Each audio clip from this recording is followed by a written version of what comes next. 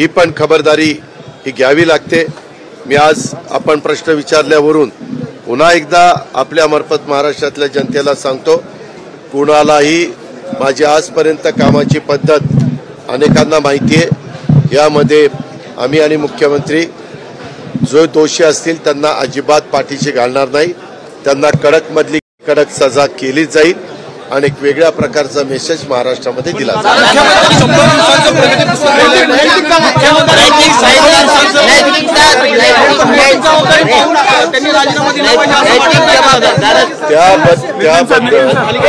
त्यांना सांगितलेलं आहे की तुमच्याकडे नुसते आरोप करण्यापेक्षा तुमच्याकडे असणारे पुरावे त्या SIT ला द्या, CID ला द्या, ज्यांच्या न्याय व्यवस्थेखाली ती इन्क्वायरी होती त्यांना द्या। कारण आपल्याला माहिती आहे की पुराव्याशिवाय कुणावरही आरोप करणं हे कितपत योग्य आहे आणि ते त्यांना द्यायला सांगितलेले। त्याबद्दल माझी आणि बावनकुळे साहेबांची पण चर्चा झालेली आहे, माझी आणि देवेंद्रजींची पण चर्चा झाली। दादा 100 दिवसांमध्ये मुख्यमंत्री म्हणले की तुम्ही काम करा किंवा रिझल्ट असं प्रगती पुस्तक आणि 7 कर्मी कार्यक्रम वापरलाय। धनंजय मुंडे बाबतीत 100 दिवसांमध्ये रिझल्ट येईल का? त्या संदर्भामध्ये 3 वेगवेगळ्या इन्क्वायऱ्या आहेत। इन्क्वायरी तिन्ही एजन्सीज फार बारकाईनं त्याच्याबद्दलचा स्टडी करतायत। कारण उद्याच्याला ते रिपोर्ट देत असताना त्याच्यामध्ये काही तफावत दिसली तर त्या प्रत्येकाच्या विश्वासार्हतेवर प्रश्न निर्माण होणार आहे। त्याच्यामुळं फार बारीकपणे ह्याचा तपास चाललेला आहे। आपण काळजी करू नका, तुम्हाला जेवढी काळजी आहे तेवढीच काळजी आम्हाला पण आहे। आम्ही पण असं शिवशाहू फुले आंबेडकरांच्या महाराष्ट्रामध्ये असलेल्या घटना खपून घेणार नाही आणि आज आमच्या सरकारमध्ये आम्ही असल्यामुळं आमची जबाबदारी ह्याच्यात जास्त आहे। आम्ही याच्यात राजकारण पण आणून देणार नाही आणि आम्ही याच्यामध्ये कुणालाही पाठीशी घालण्याचं काम पण करणार।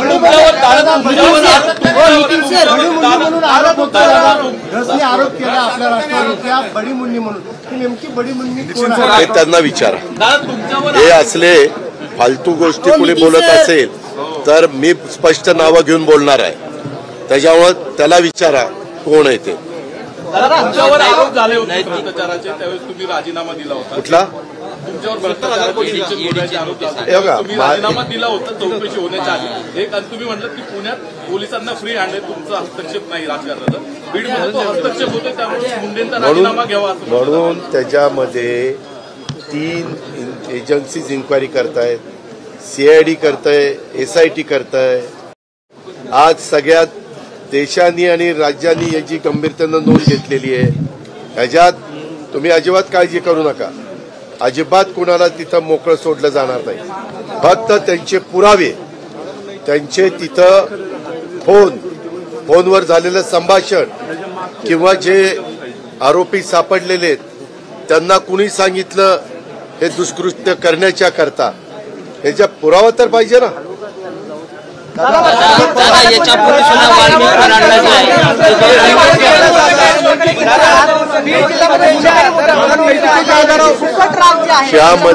यामध्ये पालकमंत्री कुठं कुणाला करायचा हा सर्वस्वी अधिकार राज्याच्या मुख्यमंत्र्यांचा असतो।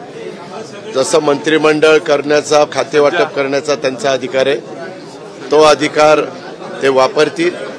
ज्यांच्यावर 36 जिल्ह्यांची जबाबदारी दिली जाईल ती जबाबदारी ते मंत्री, संबंधित उपमुख्यमंत्री हे पार पाडतील। 8 खासदार जे आहेत ते राष्ट्रवादीचे 8 खासदार तुमच्याकडे येणार अशी चर्चा सुरू आहे।